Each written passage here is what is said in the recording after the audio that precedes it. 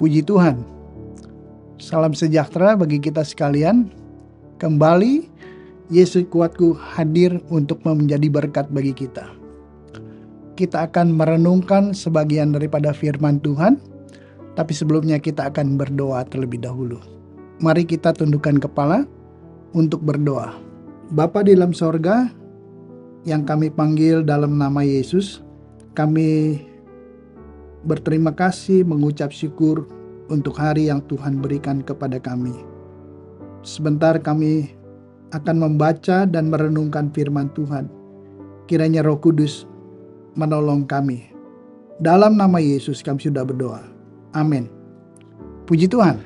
Firman Tuhan itu seperti perintah. Apabila seorang perwira memberi perintah, tentu saja anak buahnya mendengar dan melakukan. Apabila seorang bos memerintahkan sesuatu yang harus dikerjakan, tentu saja itu harus dikerjakan. Sebab itu kita akan membaca satu ayat firman Tuhan. Mari kita buka Alkitab kita masing-masing di dalam Yohanes 15 ayat yang ke-17. Saya bacakan. Inilah perintahku kepadamu, kasihilah seorang akan yang lain. Jadi kalau kita lihat perintah Yesus, dan ini harus dilakukan, sebab itu kita harus membuktikan bahwa kita melakukan firman Tuhan. Tema pada hari ini adalah prove your love. Jadi kita membuktikan kasih kita kepada sesama.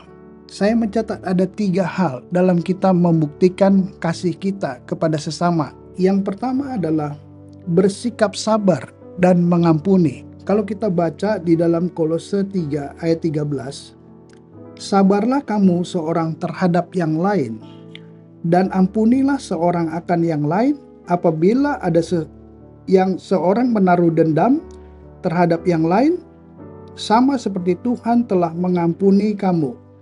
Kamu perbuat jugalah demikian. Artinya kita melihat seorang yang mengasihi harus bersikap sabar.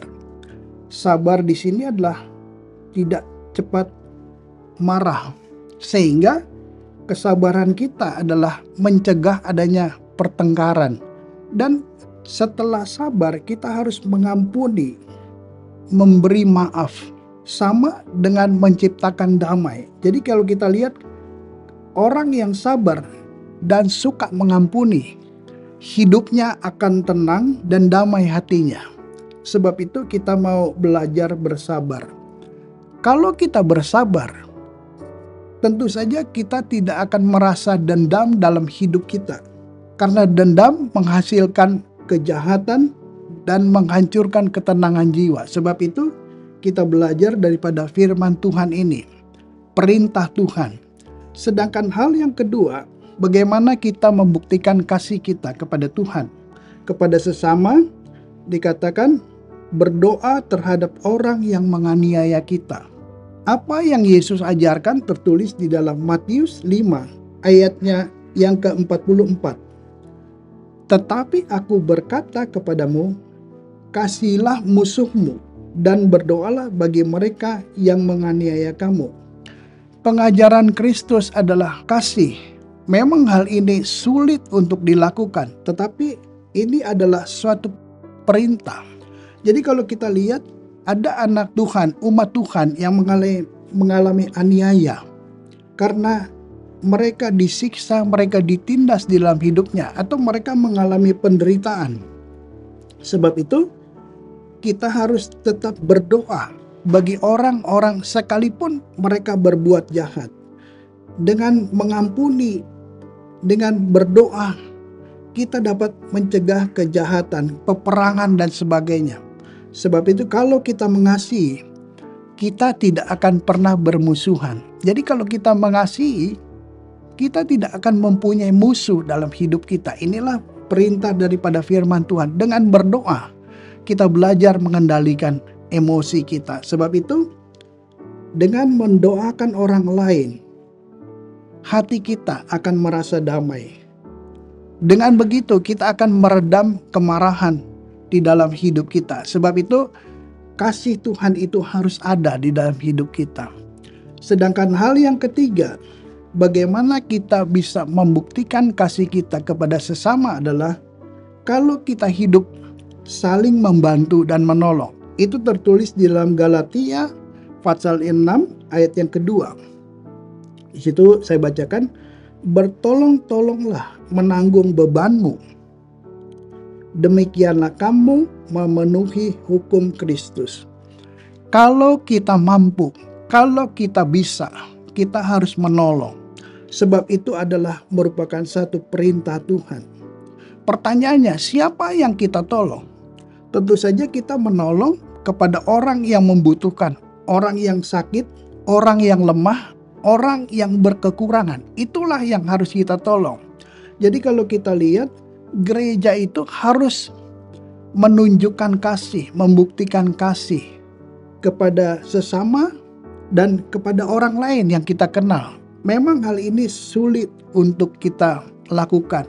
Sebab itu firman Allah mengajarkan kita, sebenarnya kita tidak boleh egois, mementingkan diri sendiri. Inilah pengajaran daripada Kristus sendiri. Dan kalau kita lihat, setiap orang pasti mempunyai beban persoalan dalam hidup. Tadi saya katakan, kalau kita bisa menolong, kalau kita bisa melakukan sesuatu, mari kita melakukannya seperti untuk Tuhan. Puji Tuhan. Biarlah nama Tuhan dipermuliakan di dalam hidup kita. Sebab itu kalau umat Tuhan mau menjadi kuat, kalau kita mau menjadi berkat, tentu saja umat Tuhan akan menjadi terang dan garam dunia. Puji Tuhan. Segala kemuliaan hanya bagi Tuhan kita saja. Puji Tuhan. Kita mau, kita mampu kalau Roh Kudus menolong kita. Roh Kudus yang mengajar, Roh Kudus yang memberi kuasa, kemampuan untuk kita dapat mengasihi. Puji Tuhan. Sebab itu, kalau kita melihat bahwa harus ada fungsi gereja, tugasnya adalah gereja adalah wadah daripada kasih. Di situ ada persaudaraan dan di situ ada kepedulian. Nah, itulah kita mau melakukan firman Tuhan, sekalipun sulit, sekalipun sukar, tetapi Roh Kudus yang memampukan kita. Kiranya firman Tuhan ini menjadi berkat, menjadi pengajaran bagi kita untuk dapat kita lakukan. Amin. Mari kita berdoa. Bapa di dalam sorga, kami sudah membaca, merenungkan firman Tuhan. Jadikan kami pelaku daripada firman Tuhan. Kiranya Roh Kudus menolong kami agar kami dapat melakukan firman Tuhan dan menjadi berkat. Hamba berdoa bagi setiap umat Tuhan dimanapun mereka berada. Setiap pergumulan, pekerjaan, rumah tangga, pribadi, Tuhan tolong di dalam nama Yesus. Bagi yang sakit, Tuhan sembuhkan di dalam nama Yesus. Kami percaya janji firman Tuhan berlaku atas hidup kami. Segala kemuliaan hanya bagi Yesus. Kami sudah berdoa dan mengucap syukur. Di dalam nama Yesus kami sudah berdoa. Amin. Bersama Yesus, aku kuat.